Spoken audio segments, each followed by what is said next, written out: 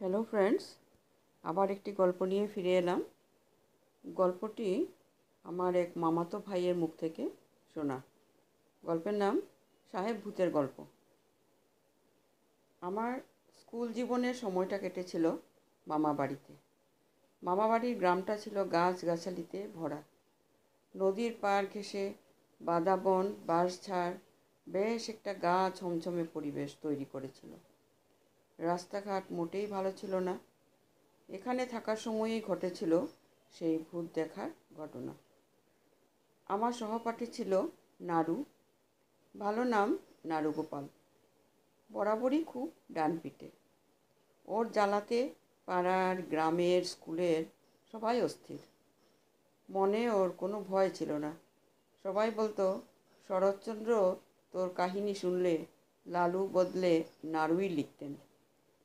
এই নাড়ু একদিন সন্ধ্যায় এসে আমার দিদাকে বলল, কর্তামা, পাশের গ্রামে যাত্রা হচ্ছে, নীল দর্পণ। খুব ভালো যাত্রা। আমি পুনুকে নিয়ে যাব 9টার সময়। তুমি আপত্তি করো না। সে কি রে? পথে যে সাহেব কুটির বাগান পড়বে, ওখানে শুনেছি ভূতের ভয়, ঘাড় মটকে দে। দিনের বেলাতেই লোকে ওই পথ মারায় না। যে সাহেবকে লাঠিয়াল ভুলো বাগদি মেরেছিল, সে নাকি নিশুতি রাতে ঘুরে বেড়ায়। অনেকবার পুনুর দাদুও দূর থেকে দেখতে পেয়েছে। ওসব কথা ছাড়ো তো। আমার পাল্লায় পড়লে দেখবে ওই ভূতের কী অবস্থা হয়। তুমি ভেবো না, সঙ্গে ভোনাকেও না হয় নিচ্ছি। ভোনা হলো আমার মামাতো ভাই। দলে ভারী হওয়ায় দিদা আর আপত্তি করলো না। নাড়ু ঠিক রাত্রি 9টায় এসে হাজির। মামা স্কুলের মাস্টারমশাই, প্রায় সব সময়ই পড়াশোনা নিয়ে থাকেন। মামার ঘরে মামা হারিকেনের আলোয় পড়াশোনা করছেন।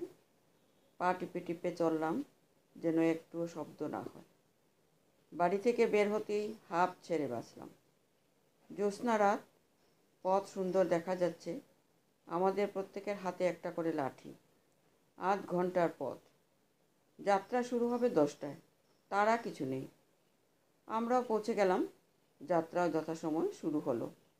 দীনবন্ধু মিত্রের কাহিনী অবলম্বনে যাত্রাপালা। সাহেবদের অত্যাচারে নীল চাষিদের মনে রাগ জমা হচ্ছে। এবার দল বেঁধে বিদ্রোহ। এবার প্রতিরোধ, প্রতিশোধ। অত্যাচারী 2জন সাহেবকে হত্যা করল চাষিদের সর্দার। এক মনে বুধ হয়ে দেখছি এসব। যাত্রা শেষ হলো। এবার বাড়ি ফেরার পালা। মাথার উপর চাঁদ, রাস্তা খুব ভালোভাবে দেখা যাচ্ছে। সেই লাঠিগুলো যাবার সময় একটা ঝোপের মধ্যে লুকিয়ে রেখেছিলাম। আসার সময় ওগুলো আবার হাতে নিলাম। সোজা রাস্তায় ছাড়িয়ে এসে পড়লাম সে সাহেব কুটির বাগানে। নিশাচর প্রাণীদের আনাগোনা। দূর থেকে ভেসে আসছে কোনো এক নাম না জানা পাখির কর্কশ আওয়াজ। পায়ের নিচ দিয়ে কি যেন একটা চলে গেল। হঠাৎ দেখি বাগানের ঠিক মাঝখানটায় কে যেন দাঁড়িয়ে আছে। খুব বড় আকৃতির একটা মানুষ। তার সারা শরীর ফটফটে সাদা, মাথা হ্যাট, হাত পাগুলো নাড়ছে, একটা ক্যাকের আওয়াজ হচ্ছে। আমি ভয়ে নাড়ুর হাতটা জোরে ধরলাম। ভোনা ওই দৃশ্য দেখে ভয়ে কাঁপছে ঠকঠক করে। ভয়ে আমার গলা শুকিয়ে কাঠ। জীবনের আজই হয়তো শেষ দিন। ঠিক যাত্রায় দেখা সাহেবের মতো চেহারা। ওরা কত হিংস্র জানতে তো বাকি নেই। এই সদ্য দেশে দেখে ফিরছি। দিদিমা ঠিকই বলেছে, সাহেব ভূত ঘাড় মটকে রক্ত খায়। এখনই আসবে আমাদের ঘাড় মটকাতে। ছুটে পালাবো কি, দাঁড়াবার ক্ষমতা নেই। ভোনা হঠাৎ আ করে মাটিতে পড়ে গেল।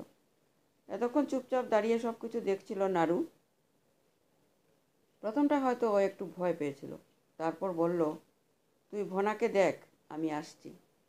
লাঠিটাকে নিয়ে দ্রুত পায়ে এগিয়ে গেল নাড়ু। ভয়ে আমি চোখ বন্ধ করে আছি। এইভাবে কাটলো বেশ কিছুটা সময়। হঠাৎ হাঁ হাঁ করে হেসে উঠল নাড়ু। দেখলাম ও সাহেব ভূতটার কাছে দাঁড়িয়ে আছে। বলল, আয় আয়, কোনো ভয় নেই, ভূতটা দেখে যা। এবার ভোনার ভয়ও কেটেছে। সামনে গেলাম। হাতে লাঠিটা তখনও ছাড়িনি। কাছে গিয়ে ব্যাপারটা বুঝতে পারলাম। কিছুদিন আগে এই জায়গাটা একটা বহু পুরনো আম গাছকে কাটা হয়েছে। কাটা অংশটা খুব সাদা। চাঁদের আলো সেখানে পড়ে সোজা উপরের দিকে উঠেছে আলোর প্রতিবিম্ব। তেরছা হয়ে চাঁদের আলো পাশের আম গাছের ডালে লেগে একটা ছায়া সৃষ্টি করেছে। হাওয়ায় পাতা যত নড়ছে মনে হচ্ছে যেন হাত পা নাড়ছে। মৌচাকের ছায়ায় যেন তৈরি হয়েছে হ্যাট। দুটো বাঁশের ঘর্ষণে শব্দ হচ্ছে ক্যার ক্যার। নাড়ু বলল, ওরে, সাহস না থাকলে আজ তো তিনজনেই ভয়ে অক্কা পেতাম। সাহস দেখাতে শেখ, তা না হলে জীবনে কিছুই করতে পারবি না।